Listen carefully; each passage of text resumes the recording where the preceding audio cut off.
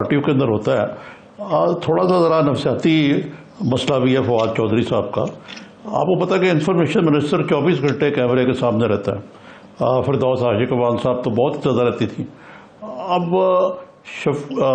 इस चीज़ की दाद देनी पड़ेगी फवाद चौधरी साहब की को कि उन्होंने साइंस और टेक्नोलॉजी ऐसी बाज़ाहिर खुदा लाइन वजारत में रहते हुए अपने आप को किसी न किसी से, चाहे चांद के हवाले से, ईद के हवाले से, किसी और हवाले से, और अब ये इस तरह के दुर्फंतरियाँ छोड़ के ख़ुद को अलाइव रखा हुआ है। और शौकत साहब, ये तो आपको याद होगा कि भुट्टो दौर में, जुल्फ़िकार अली भुट्टो के दौर में, जो कि बड़े मतलब एक डिसिप्लिनरियन थे, शेख रशीद का बाएं बाजू का फैक्शन और मौलाना कौसर रज़ी तहरीक का हिस्सा हैं। अभी हाल ही में मियाँ नवाज शरीफ के दौर में मैंने देखा ये कि चौधरी निसार अली खान और ख्वाजा आज़म की बोलचाल तक नहीं थी। तो ये चीज़ें चलती तो हैं, लेकिन ये जिस अंदाज से फवाद चौधरी ने कहा, ये बेहतर होता कि ये बीच चुराए के ना भांडा फोड़ते। देखिए आरिफ, मैं जनरल बात ये करूंगा कि जब आप किसी टीम का हिस्सा होते हैं तो फिर आप टीम के मफाद को ज़हन में रखते हैं, और टीम को मफाद का और टीम के डिसिप्लिन को और इन चीज़ों को आप जहन में रख के आगे चलते हैं। मेरा ख्याल है कि किसी भी टीम के अंदर अगर छोटे मोटी चीज़ें होती रहती हैं, लेकिन वो एक अगर कोई ऐसी चीज़ है जो टीम के मफाद में नहीं है तो वो पब्लिक में नहीं आनी चाहिए। तो इसलिए अब ये देखें ना कि पिछले तकरीबन 20-25 मिनट से हम क्या बात कर रहे हैं।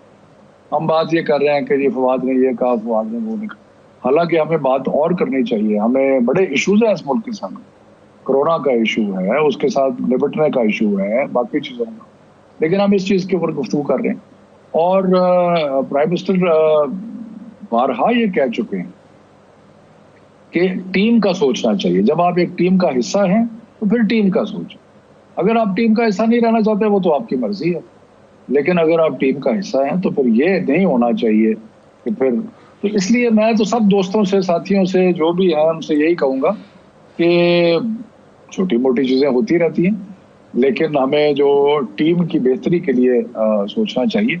बाकी इंशाल्लाह ये हुकूमत जो है वो अपने, अभी आप कल एक गैलप का सर्वे आया है, 67% लोग जो हैं वो कह रहे हैं कि जिस तरीके से कोरोना का हैंडल किया जा रहा है बिल्कुल ठीक किया जा रहा है। उन्होंने अप्रूवल रेटिंग दी। 28% हैं जिन्होंने मुखालफत की है, 67% ने सपोर्ट किया। तो इसलिए जो भी हुकूमत कर रही है वो कामयाबी से इस बहुत बड़े चैलेंज का मुकाबला कर रही है। जी। और इस बहुत बड़े चैलेंज का मुकाबला करने में सारी टीम का एक रोल है, खास तौर पे असद उमर का, शाह महमूद का, इन सब का एक रोल है। जी। ये हमारे बड़े करीबी और सीनियर लीडर्स हैं।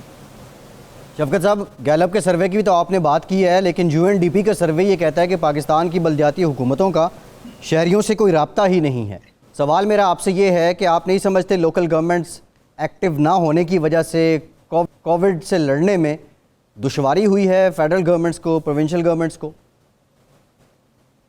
देखें, इसमें तो कोई दो राय है नहीं कि लोकल गवर्नमेंट्स बहुत इंपॉर्टेंट है। और प्रॉब्लम यह था कि जो पंजाब में लोकल गवर्नमेंट थी वो एक रिग्ड इलेक्शन की पैदावार थी। और क्योंकि मैं तो उस वक्त लाहौर का अपनी पार्टी का सदर था, तो मुझे पता है कि वो सारा इलेक्शन रिग हुआ था। तो इसलिए उसको कायम रखना तो एक जो नाइंसाफी थी उसको मजीद आगे लेके चलने वाली बात होगी। तो इसलिए मेरा ख्याल है कि अगर होता तो बहुत अच्छा होता। और इंशाल्लाह हमने प्लान बनाया हुआ है, और हम करीब एक कोरोना का जरा थोड़ा सा जो है वो कम हो जाए तो फिर हम इलेक्शन कराएंगे। अच्छा शफकत साहब, ये बताएं कि आपने वज़ीर तालीम के तौर पे ये बयान दिया कि स्कूल खोलने पर गौर हो रहा है, तो और आपने ये भी कहा कि ज़्यादातर पेरेंट्स इसके हक़ में हैं, तो ये कोई नए SOPs के साथ स्कूल खोलने की कोई गौर हो रहा है या महज एक ये खबर ही है? ये देखें, वैसे तो एक सर्वे में जो गैलप का सर्वे आपने सुना जिसके बारे में है और जिसका मैं पहले जिक्र कर रहा था, इसमें लिखा हुआ है कि 70% पेरेंट्स जो हैं वो कह रहे हैं कि स्कूल खोल दें।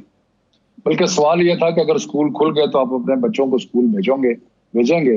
तो 70% ने कहा कि हम अपने बच्चों को भेजेंगे, लेकिन हमने कोई फैसला नहीं किया। अभी 15 जुलाई तक तो सब बंद है, और उसके बाद अभी हम ये कर रहे हैं कि हम सारे जिसको अंग्रेजी में स्टेक होल्डर्स कहते हैं, या जो भी जिनका कोई ना कोई अमल दखल है इसमें, हम सबसे बात कर रहे हैं। और बात करने के बाद हम 2 जुलाई को एक बैनुल सूबाई एजुकेशन मिनिस्टर्स कॉन्फ्रेंस मुनक्किद कर रहे हैं, और उस कॉन्फ्रेंस में हम सारे सूबों से, गिलगित बल्तिस्तान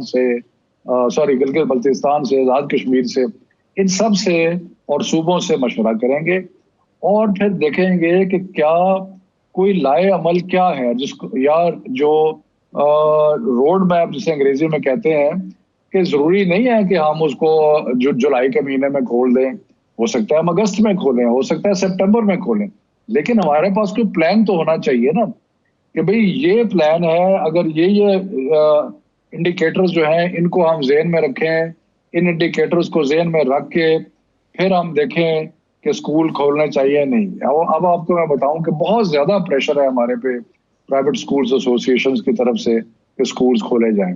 उसके बाद मदारिस के बारे में बहुत ज्यादा प्रेशर है हमें, इत्तेहाद तंजीम मदारिस और बाकी जो मदरसे चलाते हैं कि मदारिस को खोला जाए। और उसके अलावा प्रोफेशनल ये जो वोकेशनल ट्रेनिंग इंस्टीट्यूशंस हैं उनकी तरफ से बहुत ज़्यादा प्रेशर है, लेकिन हम फिर भी बगैर मुशावरत के और इत्तफाक राय से और बैनुल सूबाई इत्तफाक राय से हम कोई काम नहीं करेंगे। लेकिन ये ज़रूर है कि हमें पता होना चाहिए कि हाँ जी, अगर अमवात की तादाद और कम हो जाती है, मिसाल के तौर पे आज कल से कम थी, कल परसों से कम थी, अगर ये सिलसिला ऐसे चलता रहता है, कम हो जाती है, अगर इन्फेक्शन का रेट को लेवल ऑफ हो जाता है, तो क्या हम कोई स्टैगर्ड तरीके से खोल सकते हैं? क्या हम पहले यूनिवर्सिटी को खोल दें, या पहले हम कुछ सीनियर क्लासेस को खोल दें, या बच्चों को ज़्यादा समझ है, ज़्यादा वो अपने आप करते हैं? क्या स्कूल्स को हम कोई SOP बनाए कि जिसमें वो 20 से ज़्यादा बच्चों को एक क्लास में ना रखे, वगैरह वगैरह। बहुत सारी सजेशंस हमें आ भी रहे हैं, बहुत सारे वालिदैन भी हमें अपना फीडबैक दे रहे हैं। तो इसमें कोई हतमी फैसला नहीं है, लेकिन इंशाल्लाह हम अनकरीब इसके ऊपर मुशावरत करके, तो कोई मेरी ये ज़रूर ख्वाहिश है कि हम कोई कम अज़ कम मुस्तकबिल का ये जो है ना कि गैर यकीनी की सूरत हाल, इसको ख़त्म करें और कुछ ना कुछ प्लान बना लें जो कि आगे लेके चले। क्योंकि शफकत साहब, वो पहले वाली बात तो नहीं हो सकती ना, जब तक ये कोविड है तो आपको कोई ना कोई SOPs तो पेरेंट्स को भी ऑन बोर्ड लेके और बाकी भी स्टेक होल्डर जैसे कहा, यकीनन उनको एक SOPs बनाने चाहिए। तो जब खोलने की बारी आए तो कुछ ना कुछ तय हो, क्योंकि ये भी एक बड़ा खासा गुंजरक किस्म का मामला है। अच्छा शफकत साहब, दूसरी तरफ अब चलते हैं अब कि जो कोविड इटसेल्फ है, प्राइम मिनिस्टर साहब कह रहे हैं कि भाई मैं तो लॉकडाउन में बिलीव नहीं करता, गरीब आदमी मर जाएगा, और उनकी इस बात में थोड़ा सा वज़न भी है। लेकिन दूसरी तरफ जो उसमें ट्रेड ऑफ है वो ये है कि अब ये इतनी तेज़ी से फैला है कि खदशात है कि इस महीने तो ये 2 लाख हो जाएंगे जो इससे मुतासर हैं, और अगले महीने डबल भी हो सकते हैं, और बड़ी खौफनाक किस्म की प्रोजेक्शंस हैं। तो इसके होते हुए ये कहना कि लॉकडाउन जो है वो मैं उसके हक में नहीं, इससे बड़ा गलत मैसेज जाता है, क्योंकि अमली तौर पे तो आज से मसलन लॉकडाउन को मज़ीद सख्त कर दिया गया, इंक्लूडिंग लाहौर जहाँ पर मैं भी रहते हैं उस एरिया में भी। देखिए आरिफ जी, बात यह है कि इंक्रीजिंग एविडेंस आ रही है कि लॉकडाउन जो है उनसे ज़्यादा नुकसान हुआ है और फ़ायदा कम हुआ है, सवाए उन जगह पे जैसे न्यूजीलैंड है या आइसलैंड है जो कि जजीरे हैं। और जो जजीरे हैं जिस तरह से उन्होंने बंद किया, सब कुछ किया, तो उसके फौरी तौर पे उन पे देखिए हम किससे कंपेयर कर सकते हैं? हम अपने आप को हिंदुस्तान से कंपेयर कर सकते हैं, क्योंकि हमारे जैसे हालात हैं, हमारा जैसा मुल्क है, या बांग्लादेश से कर सकते हैं। अब आप ये देखें कि मोदी ने 1 जून तक एक खतरनाक किस्म का लॉकडाउन किया, और उस खतरनाक लॉकडाउन में जो आपने हाल देखा कि जिस तरह लाखों लोग बेचारे सड़कों पे दर बदर हुए, मारे गए, बुरी हालत हुई उनकी। उसके बाद इतना खतरनाक लॉकडाउन करने के बाद इस वक्त जो हिंदुस्तान में इंक्रीज है इन्फेक्शन का और इंक्रीज है डेथ्स का, वो पाकिस्तान से ज्यादा है। उसके बाद आप अगर अपने मुल्क की मिसाल लेना चाहते हैं तो सबसे ज्यादा शोर मचाया सिंध ने कि जी हमने बड़ा लॉकडाउन किया है और वफाक नहीं कर रहा और हमने कर दिया फलाना और हमने सबसे पहले किया। सबसे उन्होंने ढोंग मतलब बहुत ज्यादा ढोल बजाया इस चीज का।